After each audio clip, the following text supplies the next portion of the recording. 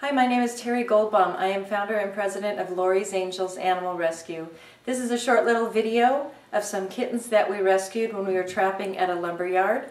So I just want to thank you for watching the video and thank you for visiting our website.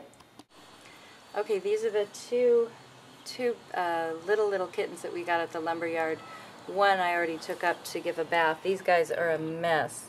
So they're young enough, even though they're feral, that they could be adopted and be wonderful, loving cats. So I'm taking the rest to give them baths, and I could find out male, female, and more about them.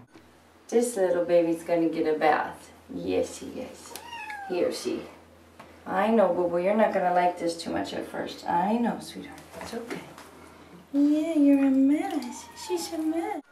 Here's the babies after the bath. Look at much better. Oh, it's a baby. They're getting much friendlier now with humans.